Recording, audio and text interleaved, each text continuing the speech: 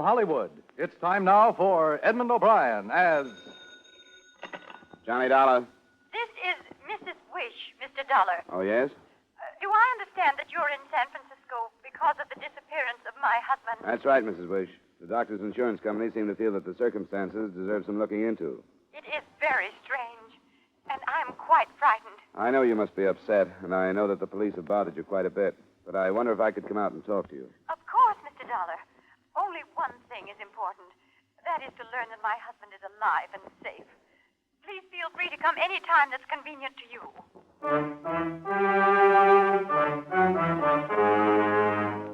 Edmund O'Brien in a transcribed adventure of the man with the action-packed expense account. America's fabulous freelance insurance investigator. Yours truly, Johnny Dollar.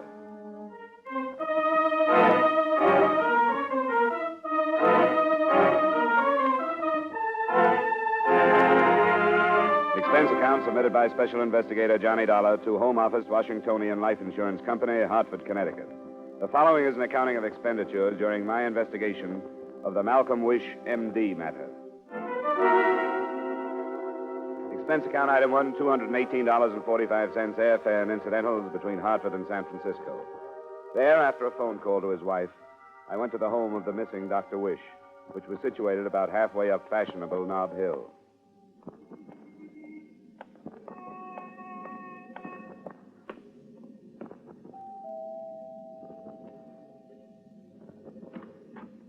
Good morning. Oh, Mrs. Wish is expecting me. My name is Dollar. Yes, she is. Come in. Thank you. You're the insurance investigator. That's right. I'm the daughter. My name's Cecil. You learn anything about Father? Not yet, but I just got here this morning. Sure, should have realized that. I'd like to talk to you about it. Do you mean you think you know some other things that other people don't? Some other people. You haven't told the police? No, I didn't like the man who came here, Lieutenant Hughes. I don't want to talk to you until after you've seen her. Sure, anything you say. Where are you staying? The Cleveland Hotel on Sutter. I'm going to be downtown. I'll meet you at the coffee shop at noon.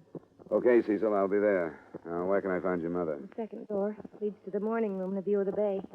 She's waiting, so just walk right in. And don't mention what I said to you. All right. I'll see you later. Yeah.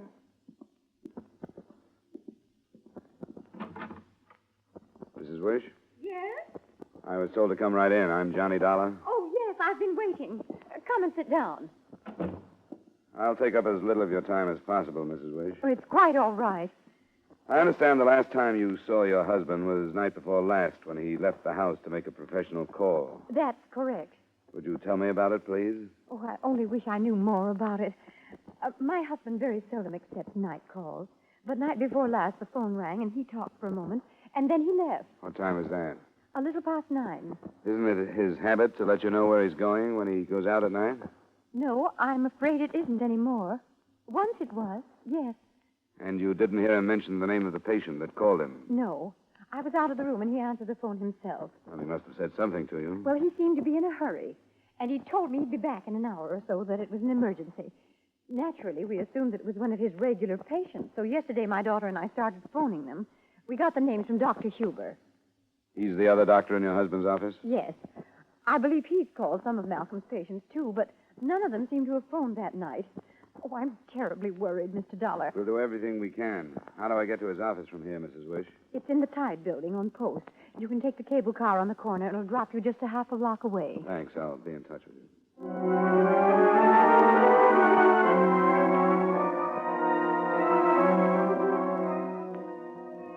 Right in, Mr. Dollar. I'm sorry I was so brief with you on the phone. I had a patient in the office at the time. That's perfectly all right, Dr. Huber. It wouldn't help matters to discuss Malcolm's disappearance in front of him. You know how tongues wag. Please be seated. It is true that this situation is not yet common knowledge? The papers have left it alone. How did you hide the truth when you phoned his patients? What? Oh, of course, you have met with his wife. She was insistent that I do that.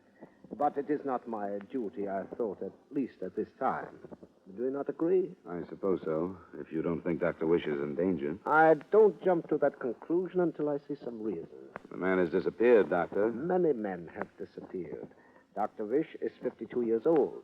He has practiced here in San Francisco for more than 20 years. Before that in Seattle. The past 2 months, I have noticed a change in him. Tiring. He was no longer satisfied with his life. Are you inferring that he might have ducked out on his own? Perhaps even amnesia. Does it sound like amnesia for a man to answer the phone, tell his wife he'll be home in a short time, pick up his medical kit, and drive away in his car? Who knows about amnesia? Does an amnesia victim go to the trouble of keeping a car hidden from the police of 3 states? It would depend on the type of amnesia. I didn't think there were types, so you must mean voluntary or involuntary. If he did just suddenly drop his life here, and you know that to be the case, I hope you... know nothing. Dr. Wish and I discussed very little but medical matters. I repeat that I realize that for 2 months or longer he was not a happy man. If he has made arrangements to change that, I do not know, but it is a possibility. You wouldn't tell me if he were in trouble over his practice, would you? I would not, but I'm sure that he wasn't. Dr. Wish is, to the best of my knowledge, a highly ethical man of medicine. You're probably being cooperative, Doctor, but I'm not sure whether it's with Wish or with the police and me. I am simply without information. Yeah. I have an appointment in 15 minutes, but I'd like to come back this afternoon and get a list of his patients. You are welcome. Please mention it to the receptionist on the way out. She'll be happy to gather the information for you.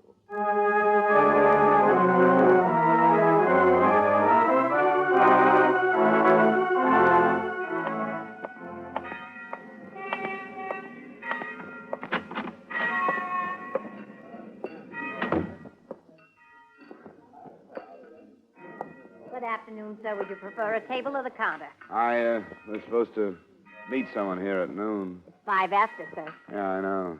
Well, I don't see her. I guess she's later than I am.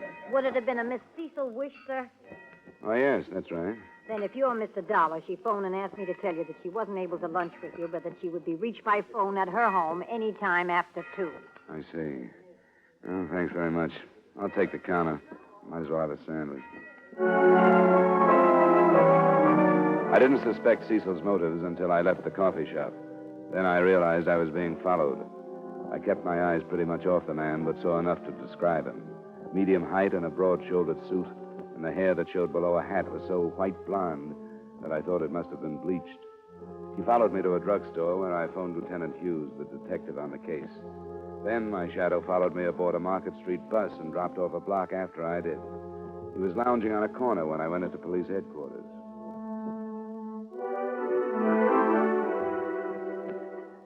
I'm glad to have you in town, Dolly, but I don't have anything to give you. I put out a description of the doctor in his car, and I've been riding along on that. I'll have to for a few more days unless something breaks. I take it you've talked to the other doctor in his office? Yeah, I talked to him. And he hinted that Dr. Wish dropped out of sight. Yeah, and that in itself doesn't happen to be a crime. No, not yet, anyway. Things like that sometimes crowd the law against insurance fraud, Lieutenant. Well, not for a while. Oh, don't think I'm passing this off without reason. With the information I have now, there's darn little I can do, except wait and see if the wife doesn't get a brush off by mail from Alaska, someplace that's legal. Do you have a line on any women in his life? It doesn't necessarily have to be one, does it? It helps sometimes. Do you know any reason why somebody should be tailing me? Tailing you? When'd you spot it? Right after I had lunch at the Cleveland Hotel coffee shop? When do you think the tail was put on you? I'm not sure. I went out to the Wish house this morning. From there, I went to his office. From there to the coffee shop. And I came here. Any ideas? Yeah.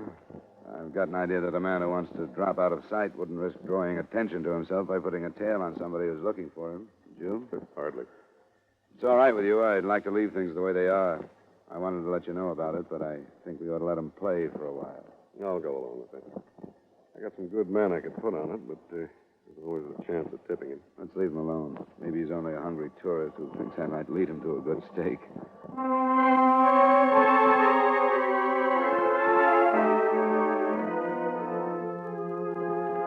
He followed me back to the doctor's office, and he was waiting for me 15 minutes later when I left with the names, addresses, and phone numbers of what I'd been told were all the patients of Dr. Wish. By this time, I was learning a few things about the man following me. He was good at it. Unobtrusive, not too eager, yet never losing me, though I didn't make myself too easy to follow. I let my shadow watch me buy some stationery and a paper near my hotel. Then I went up to my room, hoping he'd relax downstairs. I checked in the corridor 3 times in the next half hour, and then at 2:15 I phoned the Wish house.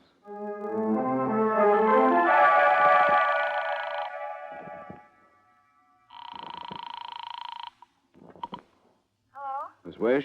Yes, who's this? Mr. Dollar. Oh, I'm sorry about not meeting you. Something came up that I couldn't get out of. You may have more trouble getting out than even you figured on. What'd you say? It doesn't look good when you promise information and then don't show up to give it. Why did you really make that date and then not show up? I couldn't help it. There wasn't anything I could do about it. What is this information you have? You can give it to me now, can't you? Not over the phone. I'll come up there. No, because Mother will be here. I'll have to meet you someplace. Are you at your hotel? I can be any time you say. Where then, the bar? I think it'd better be my room. Well, that... All right. I'll be there at 8:30. Which one is it? 8:30. Why so late? Because Mother will be here and I'll have to sneak out. You sound as if you've learned something, have you? We'll talk about it when you get here. The room is 323. Don't stop at the desk. Come right up to the third floor and wait near the elevators. I'll be a minute or so late. Why do I have to Never wait? mind. Be here. If you stand me up again, I'll see that the police make the next date with you. Why are you threatening me? I'll be there. So will I, Cecil. Goodbye.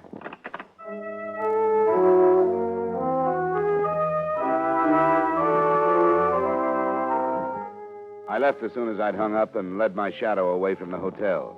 Before, I thought there could have been any contact between him and Cecil Wish. I kept him moving the rest of the afternoon and away from phones as much as possible while I called on some of the missing doctor's patients.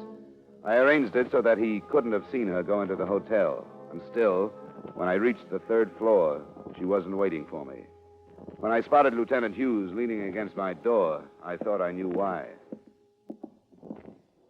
Where the devil have you been, Dolly? Thought we'd lost I've you. been trying to do my job. Did you scare a girl away from here? Or did you notice? There's a time and place. Tell me, has this man stopped tailing you? No, he's waiting across the street from the entrance. Why, Lieutenant? Dr. Wisher's coat, hat, shoes, and a suicide note were found on the Golden Gate Bridge about an hour ago. Uh-oh. Have they found his body? Not yet. And now explain for what possible reason this guy should have been tailing you.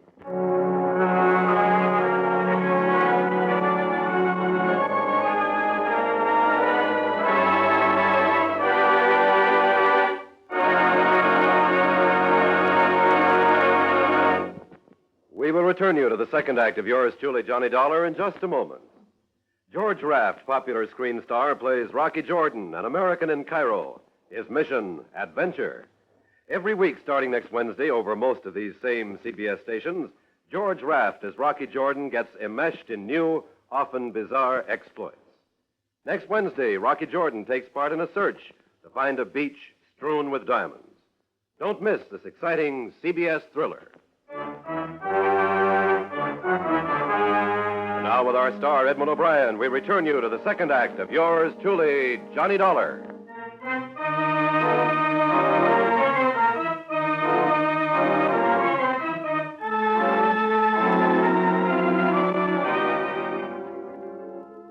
As it turned out, the lieutenant and I, instead of playing it smart, should have collared the blonde shadow hours before, but the boat had sailed. By the time we got down to the street, he disappeared. An alarm was broadcast on his description, and Lieutenant Hughes and I went up to the Wish address.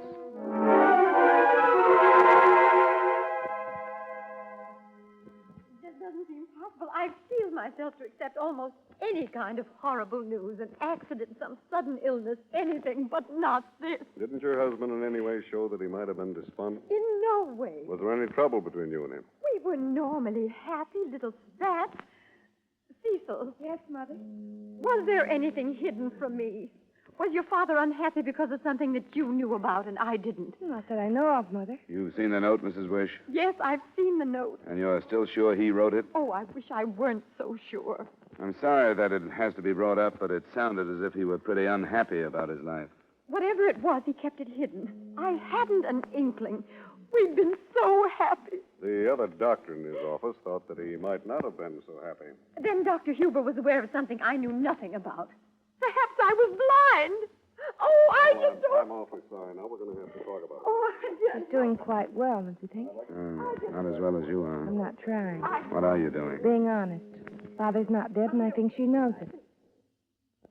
I'm glad you're so sure. Not a suicide from the Golden Gate Bridge. That's too much. Come on out in the other room. I'm going to get myself... We'll be back in a minute, Lieutenant. Yeah, all right. Cecil, where are you going? I'll come right back, Mother. Father had no reason to take his life. What do you think has happened, then? I was going to tell you what I thought when we planned to meet at noon, but I changed my mind. Is it a change of mind what came up that you couldn't get out of? It's harder to get away from than a lot of things. First, I thought that he was playing a dirty trick on me. Then I wondered if I wouldn't be playing a dirtier one on him by telling you about it. You changed your mind about meeting me at 7, too.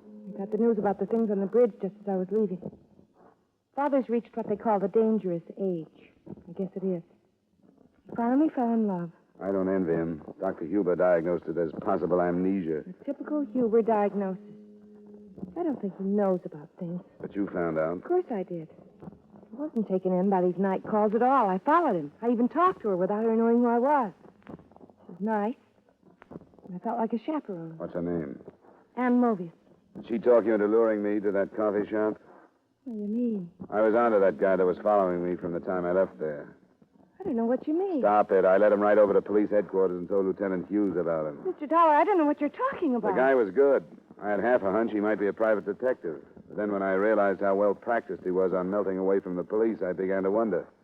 There's a police alarm out on him now, so you'll save a lot of time and trouble by telling me who he is and where we can find him. You think I made you go there so you could be followed? I was followed. Why? You put me in that coffee But shop. why were you followed? Because I was looking for your father. You know that. I don't know it. Obvious. I don't know anything about her. She's younger than Father, about 34 or 5. Married or single? I don't know. Where does she live? Wesley. It's an apartment, a building on Van Ness. I thought they'd run away together. Maybe. Give me the apartment number. Lieutenant and I'll go and see.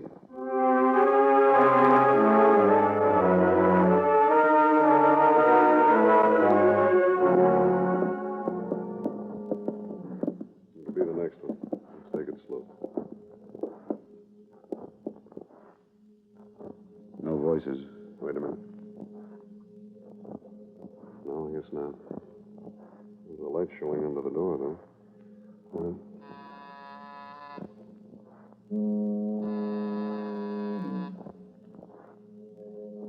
Try it. Yeah. It's locked. Here, I'll get it.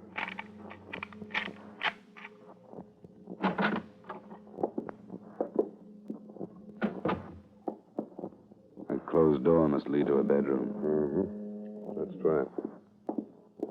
Hold it. There on the floor. Man's suit coat. Suit coat. Let's see that. Look at the side here. It's dried blood. A lot of it. Sure. Look here. Bullet hole? Or a knife? Huh. The label says Brewers, Carson City, Nevada. Yeah. Let's look in there. Got the light switch? Yeah. There's the shirt that was under the coat. Hey, look there, more bloodstains on the bed. There's something more, Lieutenant. It figures that Dr. Wish was here, all right. There was a metal wastebasket in the bathroom doorway. In it was a large amount of surgical dressing, all bloodstained. It told of a wound that had been dressed and redressed a number of times. Other things in the room fell into place. A sales slip from Mill's department store in San Francisco. It was in receipt of the purchase of a man's shirt and jacket, probably to replace the bloodstained ones left in the apartment. The slip was dated PM, the current day, which was Thursday. And finally, on the dresser, we found a day-old Nevada newspaper. The front page item that seemed to fit reported, unidentified trio murders and robs Carson City betmaker.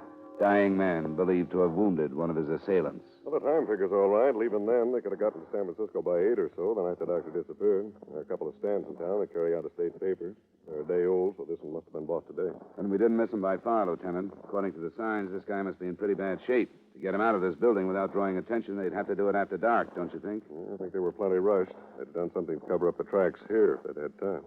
Dr. Wish's coat and stuff on the Golden Gate Bridge. Where does that lead? Almost any place. It's wide open once you're across the bridge. But the blonde man who was still following me when I met you at the hotel, after sticking together this far, would they leave him or come back after him? That's a thought. I'm going to get on the phone out here and put some men on it. I'll check the tenants on this floor and see if the building manager's come in yet. I'll meet you at your office.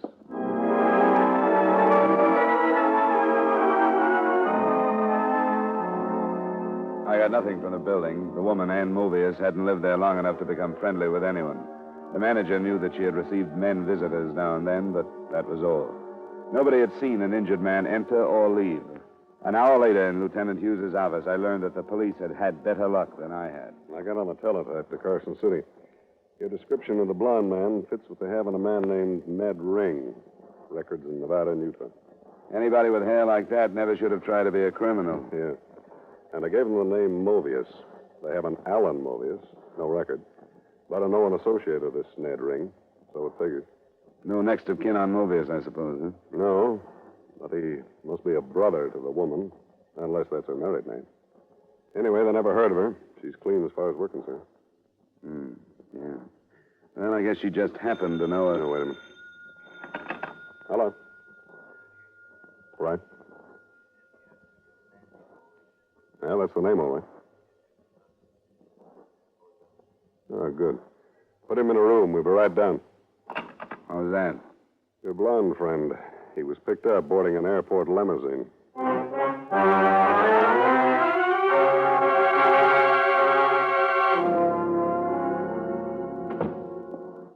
Well, Ring, I'm glad to see you. Look, I don't know what any of this is all about. You got no right to hold me. What happened, Ring? Did your buddies duck out on you?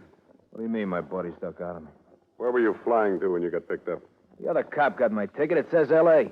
I got a right to go to L.A., haven't I? Is that where your buddies are going? What buddies? I was going alone. Why weren't you going to Carson City? Look, what's eating you two? You must have me mixed up with somebody else. Your name is Ned Ring, isn't it? Yeah, sure it is. How do you think we found out what your name was? Well, he had it all over me. The other cop got my wallet and stuff. We had your name before you were picked up. We got it from Carson City.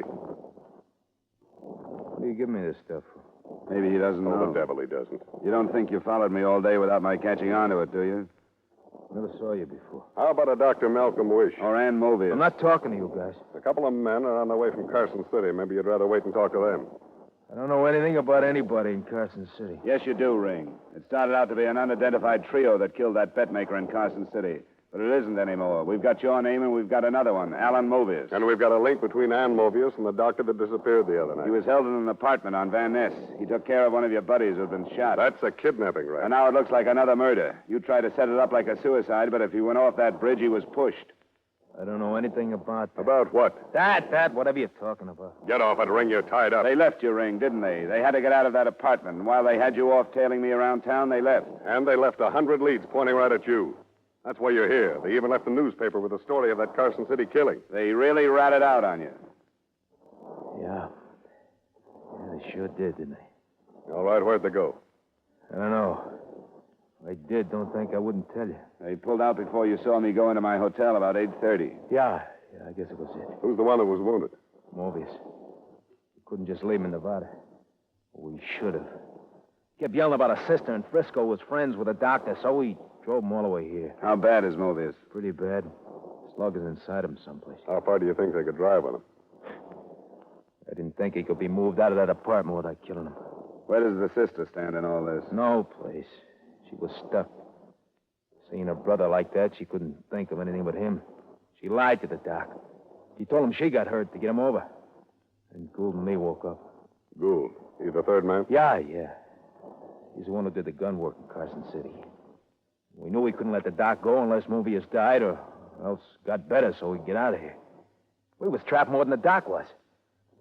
That's why I had a plan on his house and picked you up. I think you're talking straight with us, Ring. I hope you are. I haven't got much reason not to, have I? Well, there must have been some talk about where you'd go if you had to leave.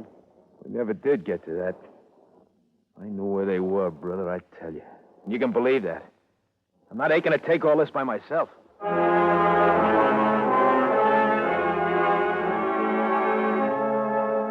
He was able and willing to supply some more pertinent information, such as a description of the other man, Gould, and the make, model, and license number of the car they were driving. Even with that, it looked like the case would stretch over into the next day. But at 11:30, Lieutenant Hughes got a phone call from Petaluma, a small town some 30 miles north of San Francisco. All that drugstore. Douglas was handed a prescription for a painkiller that he had his doubts about. It was filled out by a Dr. A. Wish. He called the sheriff's office, and they have a man on the customer. Yeah, this is probably it.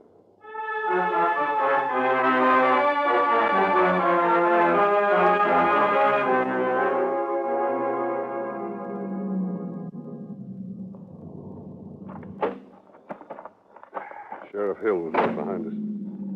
You get the layout of this place? I guess all these motels are about the same. Driveway up the middle, rooms on each side. That puts number 12 on this side, I guess. Yeah. Wondered if it was the one with the light showing under the curtain. I put 2 men to watch this side, but I don't think there's a way out except the driveway. All right, Sheriff. Well, I think we're ready to go in. Number 12 was in the middle of the row of accommodations on the right. Only 3 of us went to the door, and none of us expected trouble. Certainly none of us expected the kind of trouble we found.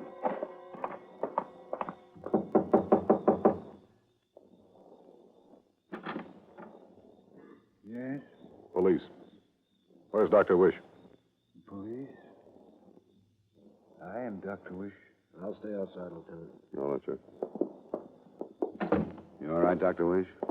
Yes. I was sort of surprised when you answered the door. Where are the others? Ann Mobius, her brother, the man named Gould. They're here Where? in the bedroom.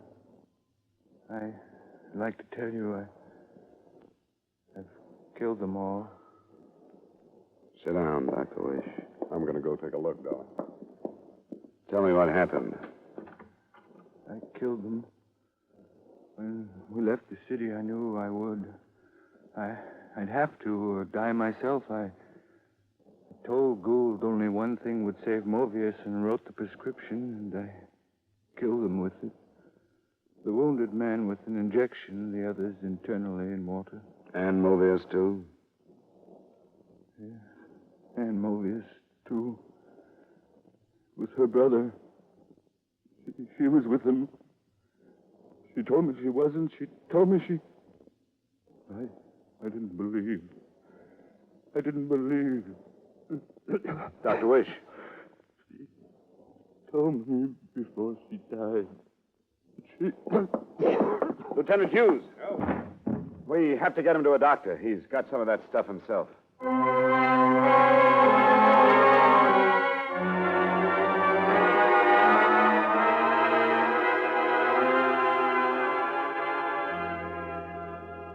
Expense account item 2, miscellaneous $140.50. Item 3, same as item 1, transportation back to Hartford.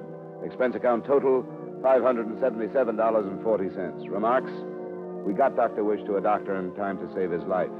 So your policyholder, although alive, is also a triple murderer. He claims it was justifiable, but at the same time, it was premeditated, so there's a fine line to draw. What I keep remembering is that his daughter, Cecil, said he had reached the dangerous age. And I guess he had. Yours truly, Johnny Dollar.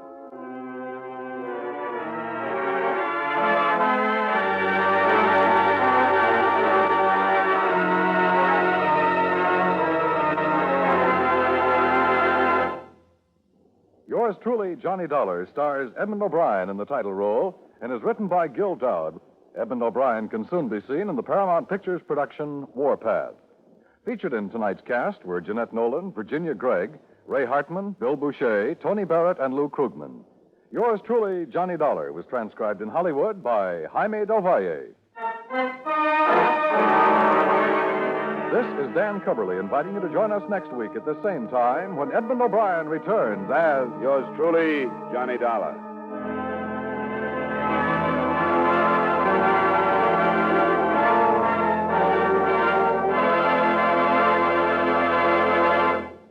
For your security, for your country's security, invest regularly in United States defense bonds. Buy them automatically through the payroll savings plan where you work. For personal security, for America's defense. Now, let's all buy bonds.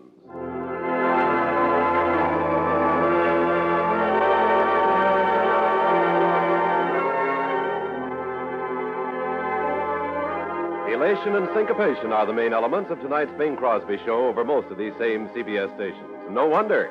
The Groner himself vocalizes and informalizes. And Bing's guests include Tommy Dorsey with some fancy licks on his slide trombone, hot violinist Joe Venuti, and that equally torrid songbird, Teresa Brewer. Tonight on the Bing Crosby show, for it follows immediately over most of these same CBS stations.